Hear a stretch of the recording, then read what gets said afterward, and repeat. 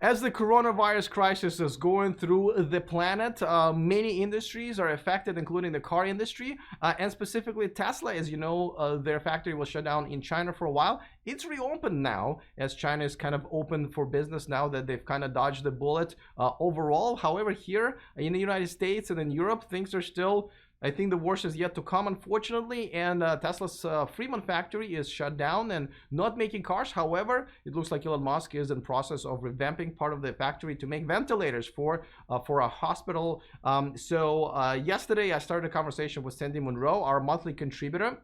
And normally we do one segment a month. However, he was kind enough to do a two-part video. Yesterday we talked about the overall status of the car industry and what we can expect happening in the next few months. If you want to watch that video, I'll put a link somewhere over there in the corner, so check that out. Today we're going to watch the part when he talks specifically about Tesla, obviously, and as you know, he's going to be getting a Model Y to do a teardown, and there's a website set up where you can actually get updates. That's in the link in the description of this video as well. And we're also going to talk about, you know, how easy or hard is it to convert part of your factory to make medical supplies rather than electric cars. So all of that, and you know, of course, this is a great time to subscribe to this channel because Sandy and many other amazing contributors are here every week and every month. So subscribe and don't forget to hit the bell notification icon as well. All right, before I play the second part of the interview, a quick reminder that this video and this channel is sponsored by Byton. Check out their all-electric SUV called Ambite, coming to the US and Europe next year. It's absolutely free to make a reservation, so use the link in the description of this video to do so. And by Avanex, the aftermarket accessories for Tesla. Use E4Electric as a discount code for all purchases over $100, or you can just use the link that I put in the description of this video as well. All right, without further ado, here's the part 2 conversation that I had with Sandy Munro, and this one specifically about Tesla and the effects of the coronavirus on the company and what we can expect moving forward. Let's switch topics for now and talk specifically about Tesla. So with them, you know, just like you mentioned, it's a little different. They do have the money right now. They just came out with Model Y, which you're getting yourself in a couple of weeks. And also they just reopened their factory in China. So what is your prediction for that? I mean, obviously Q1 is going to be not good, just like you know, everyone else. But do you see that? Do you think they will recover relatively fast, or do you think this might be some hard times for Tesla as well? I don't think Tesla has too much to worry about. They're going to have a market.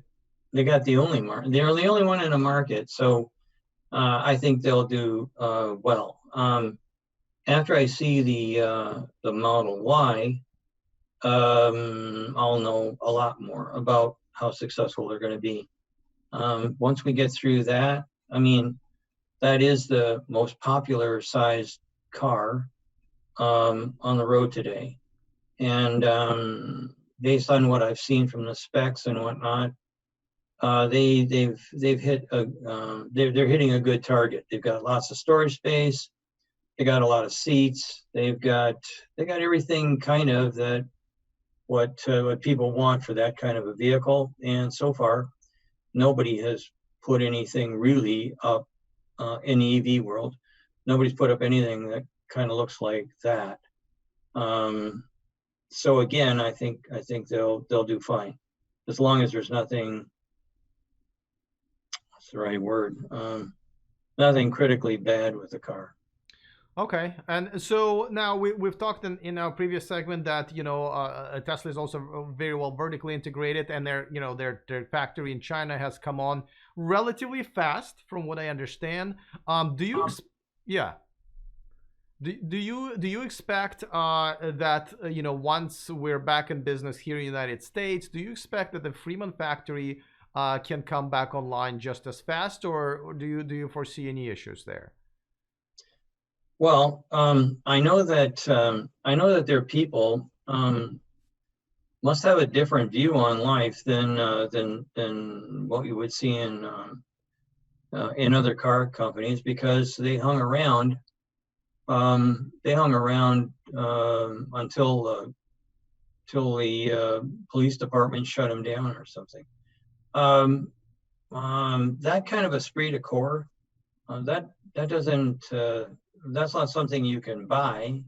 That's something that kind of, that's a culture, that's a family culture kind of thing. At Monroe, um, we have something similar to that. We have people that they don't get a tattoo with Monroe and Associates on their arm, but they're pretty loyal. I mean, the first guy that I hired is still there, 32 years. There's lots of people that like working at Monroe. It's interesting to them. They get treated well and things like that. If Tesla is doing that sort of a thing, then I'm assuming that they'll bounce back and get up and running very quickly. All right, and so interesting. Now let me and here's a kind of a crazy thought. Let's say things here in the United States don't turn out as well, and we're shut down for a while, 2, 3, 4 months.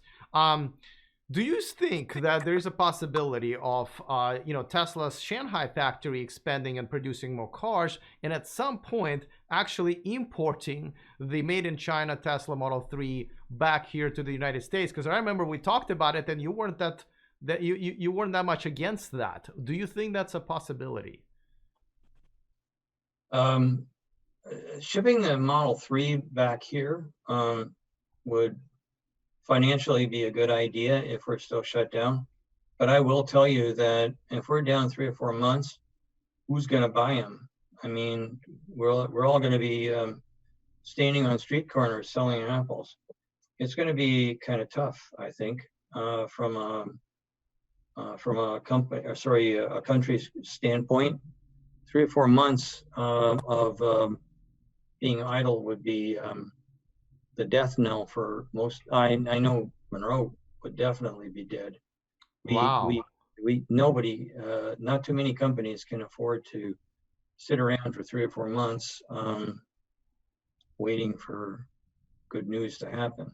Wow. Well, I don't know if I have any apples to sell. As I said, I have toilet paper and I have a few sanitizers You're in left, there. and Hey, you got that's toilet it. paper, juice. And You yeah, can't go wrong. yeah, no, I can't. But I don't have any apples. Wow. So okay. Now, and I know we've touched this the last time, so that's why I mentioned that maybe importing Model 3s in would be beneficial at some point, even without this whole crisis going on. So it looks like you're pretty positive that Tesla can do better than. Are we talking about like than other electric car companies? Do you think this is where Tesla can really bypass other manufacturers like GM and the European manufacturers like Mercedes and BMW, or do you think everyone's going to kind of float on the same level for now? I that's a little more speculation than probably I'd be interested in going for. But like I say, they've got fewer suppliers. They've got an esprit de corps amongst their people. Those go a long way. It's obvious that they have good people in their scheduling and industrial engineering areas. So my guess is that they should do relatively well. By the same token, the big three, or let me just say the North American, just in general, OEMs, the big ones, they go through strikes and get up and running quickly. They go through summer shutdown and get going quickly. So everybody's got the potential for success and failure. And that sounds like maybe I'm talking in circles, but at the end of the day, it is true. And it's all true. It's all about how you coordinate this ballet. And that's kind of what it is. I mean, it's a big dance to try and bring a factory up and running again.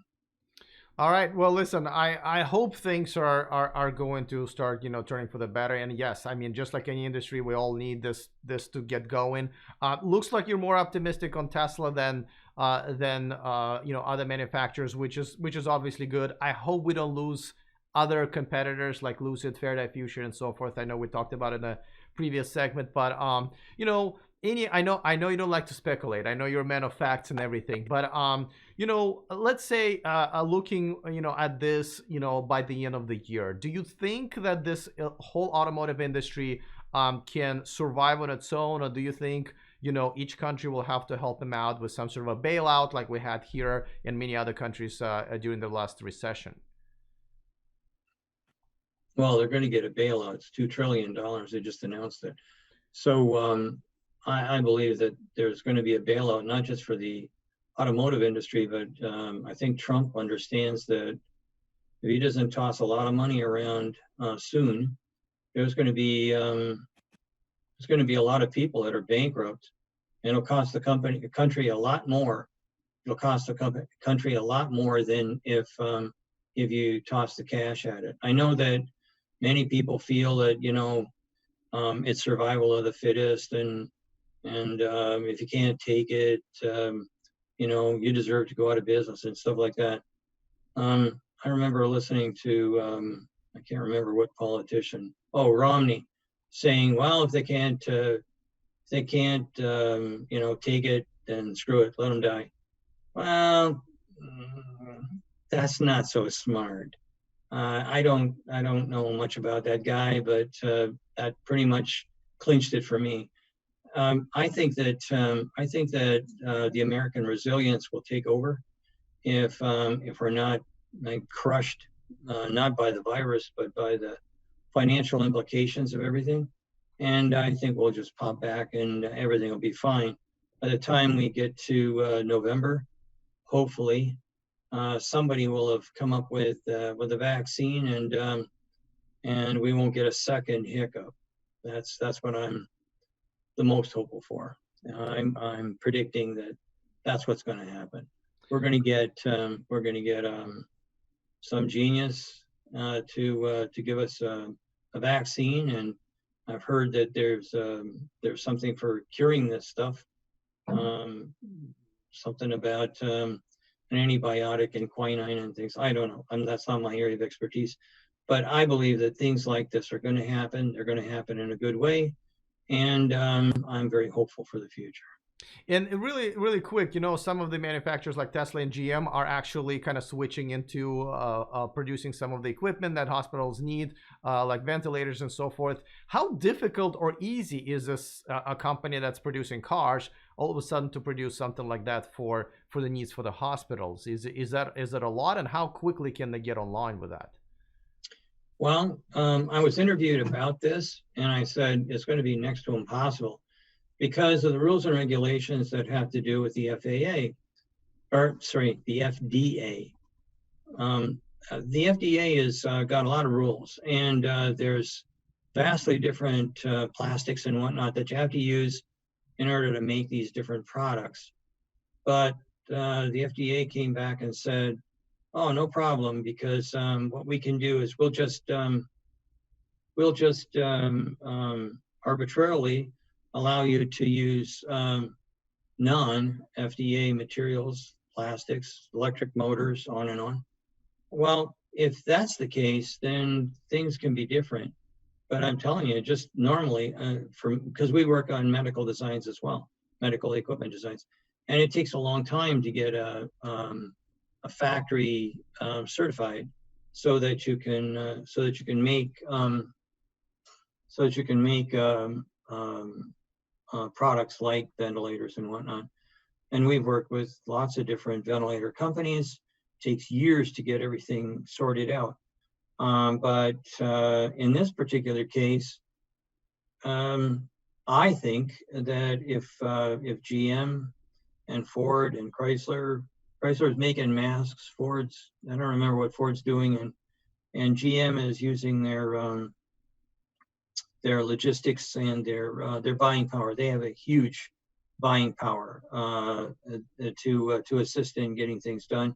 And if they decide that they're going to build ventilators in Kokomo, and the FAA says, "Hey, yeah, it's fine, you can use your clean room," why not? I mean, you can build anything as long as the rules and regulations aren't so restrictive that It holds you back.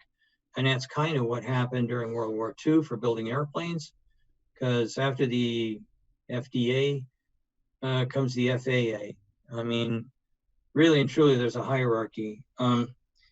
Number one is anything that has to do with kids. That's where the highest quality is and the most regulations, and it's most litigious.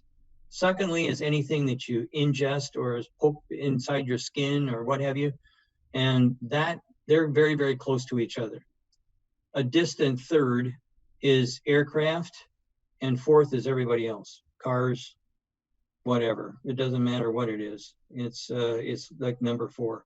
They're all lumped together. So when you're looking at ventilators and things that if they don't work properly could kill people, the FAA has a responsibility dictated to them by Congress, actually, among other things, that they're supposed to protect the buying public. So I believe that we'll get through this. We'll get through this situation, and then those machines that were built, perhaps not quite to spec, will be recalled and thrown away. All right. Wow. It's way more complicated than I thought, and I think most people thought. So I appreciate you at the inside. Listen, I hope things are getting better or will get better soon. I know we'll talk in about a month or so. Hopefully, we'll be talking about the Model Y teardown and something more positive and stuff like that. So listen, please be well. Good luck to all of us to get through the next few weeks. Stay healthy, and I will talk to you in a few weeks. Oh, that's great. I think that personally, I believe that like they used to say a long time ago, God is on our side. So I believe that that we'll get through and everything will be just fine. And I'm positive that it isn't going to take months for that to happen. My wife actually just told me that Italy has had couple 3 days where they've had declining cases of the coronavirus. So I'm hopeful that things by the time we get to May will be back to normal, or at least back to a point where we won't be wearing masks and hiding under our beds. All right, let's hope so. And I will check in with you very soon. Have a great the rest of your week, and I will talk to you in about a month. Great. Okay, Alex. Have a great time, and we'll talk to you in a month.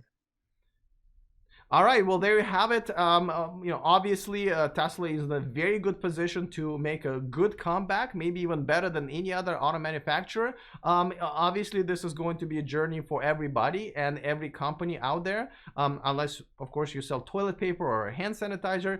And I really hope we won't lose any companies as a result of this. Tesla is positioned very well. Hopefully, the entire auto industry will make it out and will continue enjoying the great, amazing technology that we've been seeing from companies like Tesla, and other startups, and even some of the legacy manufacturers lately. So I hope we're all rooting for them. I know some bailouts are probably going to happen, and some of them already have. So definitely wishing for the best. Don't forget to subscribe to this channel, because Sandy is here every month, along with many other amazing contributors. Some of them are monthly, some of them are weekly. You can see all of them listed in the header of this channel. So definitely check that out once you're done watching this video. Let me know if you guys have any other ideas besides doing the Model Y teardown video. Other topics that me and Sandy can talk about. Other than that, see you next time, and remember to stay charged.